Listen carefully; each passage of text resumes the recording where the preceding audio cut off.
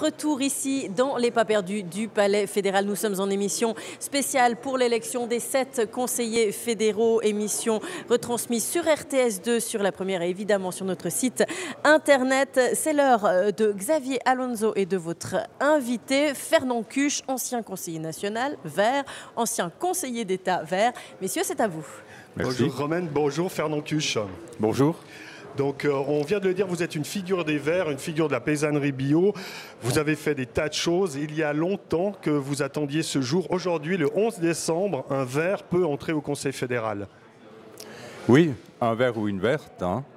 Ça me paraît légitime parce qu'il y a eu quand même une population suisse, une partie de l'électorat qui s'est mobilisée par rapport à la problématique du climat. Mais il n'y a pas que ça, il y a toute l'histoire aussi des Verts qui sont restés quand même très fidèles à leur engagement. Il y a beaucoup de retours de la rue, du tram, du train, de gens qui disent « vous êtes restés fidèles à vos idées, et puis malheureusement, l'histoire vous donne raison. » Et il y a cette évolution-là qui fait que aujourd'hui, la voie doit s'ouvrir pour une candidature verte au Conseil fédéral. Alors vous dites que vous avez ressenti auprès de la population le sentiment d'urgence climatique. Est-ce que cette urgence climatique se transforme aujourd'hui en urgence politique pour vous?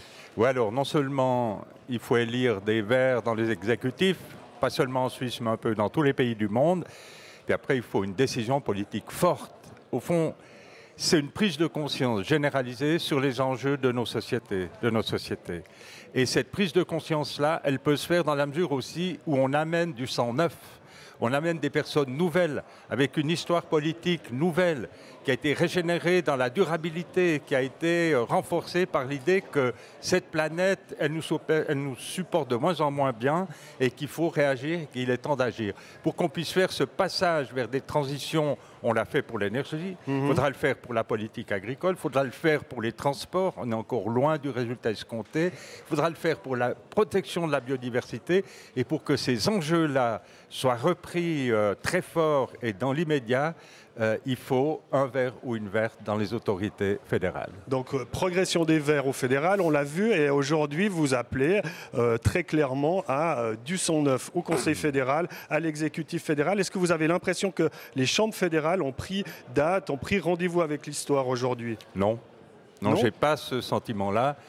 J'ai suivi de près un peu les prises de position des présidents de parti ou des chefs de groupe. Il y avait encore hier matin sur vos ondes, qui sont aussi les nôtres, oui, entre nous, Monsieur Juillard, ancien conseiller d'État jurassien, qui disait, et ça m'a beaucoup surpris, qui disait non, c'est trop tôt pour une candidature verte. Ce pays a besoin de stabilité. Moi, je ne vois pas où on manque de stabilité dans ce pays durant toutes ces dernières législatures. Et c'est précisément maintenant qu'il faudrait être un peu déstabilisé.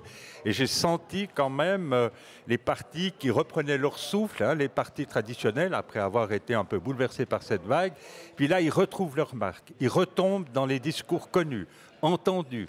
Et ce retour, je dirais, vous avez l'impression à l'immobilisme, moi, ça me laisse très songeur. Et je pense qu'aujourd'hui, on n'est encore pas prêt, dans ce gouvernement, à écouter et à partager avec des personnalités politiques nouvelles qui ont une histoire particulière et qui sont très, très attentives à l'état de la planète. Vous lancez une pierre dans le camp, dans le camp bourgeois. Vous avez l'impression qu'eux n'ont pas pris date avec ce qui s'est passé cet automne? Oui, moi, je lance une pierre dans le camp bourgeois, mais on n'est même plus dans ces préoccupations-là, on n'est même plus dans ces considérations-là.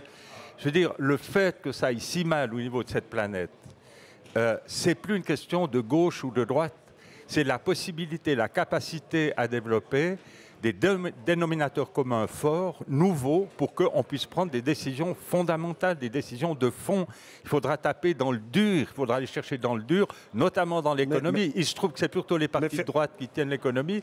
Donc, je m'adresse à eux, mais pas parce que je suis dans la relation gauche-droite. Mais Fernand Cuche, aujourd'hui, tout le monde fait de l'écologie. Pourquoi est-ce que les Verts seraient les mieux outillés pour appliquer une politique verte au niveau suisse? Non. Les partis dominants de droite ne font pas de l'écologie. Vous pouvez me donner un seul exemple d'une prise de position écologique de l'UDC? Moi, je n'en connais pas.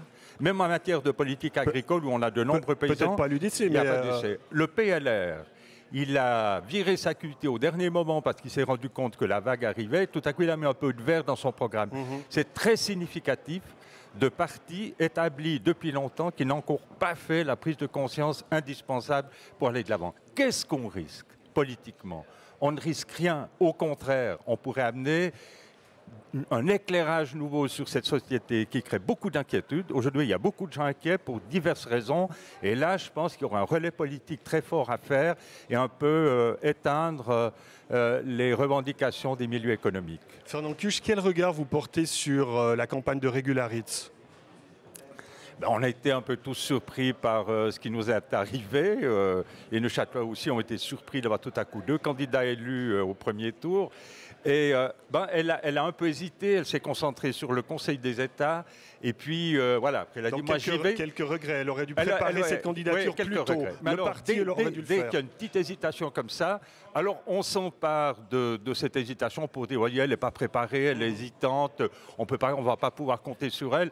Mais ça, on s'accroche à des détails, c'est parce qu'on ne veut pas voir aussi l'essentiel et l'enjeu de cette candidature. Sinon, c'est quelqu'un de solide. C'est quelqu'un qui a d'expérience aussi, notamment dans l'exécutif de la ville de Berne. Est-ce qu'elle était assez déterminée? On se souvient, vous, en 2005, quand vous avez accédé au Conseil d'État neuchâtelois, vous aviez fait une campagne, vous n'aviez pas frappé à la porte, vous aviez frappé à coups de hache à la porte pour rentrer. Un tout petit peu, vous étiez quelqu'un connu pour être très très déterminé. Est-ce que les Verts et Régularitz s'est montré assez déterminés, voire quasiment, peut-être elle aurait dû être plus agressive, plus exigeante, non? Alors, c'est des contextes très différents. Moi, quand j'étais candidat au Conseil d'État, je sentais qu'avec Bernard Sogel, Jean Stouder, on allait pouvoir faire une majorité. Et vraisemblablement une majorité au niveau du Grand Conseil. Ce fut le cas. On avait senti que le vent allait dans ce sens-là. Alors, c'est un tout autre contexte. Ici, Régularitz, elle est un peu bousculée aussi par la vague elle-même.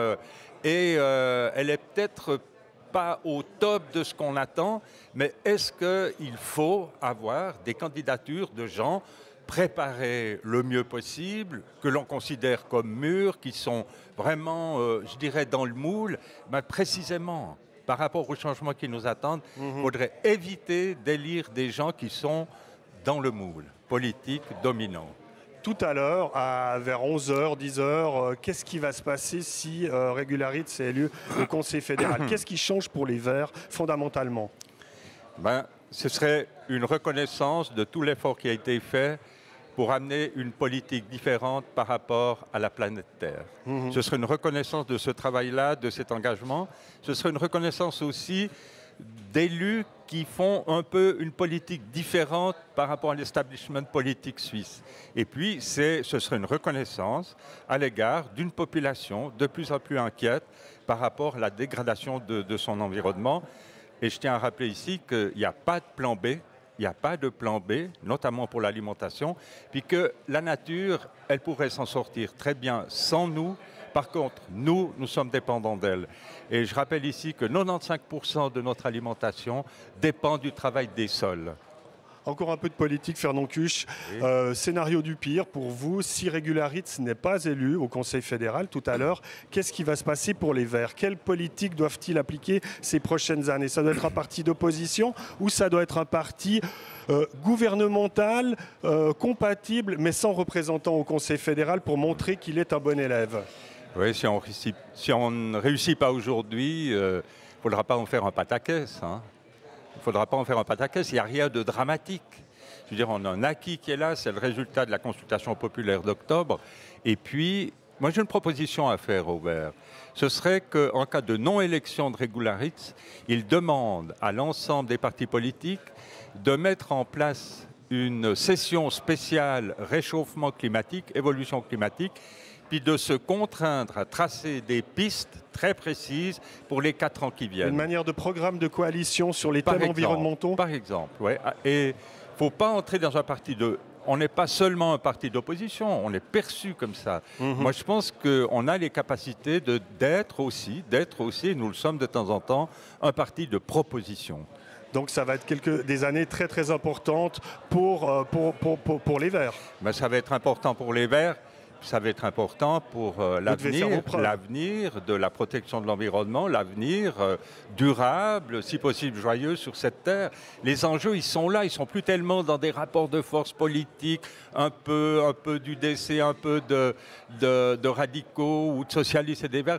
Il faut qu'on réussisse à trouver un dénominateur commun politique fort pour aller de l'avant, comme on l'a fait à l'époque pour la protection des forêts. En l'espace de quelques années, on a eu une loi qui aujourd'hui est toujours en vigueur et qui nous fait prendre conscience que cette protection-là, cette décision-là, où les Suisses étaient ensemble, la forêt aujourd'hui, à part la problématique du climat, chez nous, elle est en forme. Plein d'espoir et pas résigné. Je vous remercie, Fernand Cuche.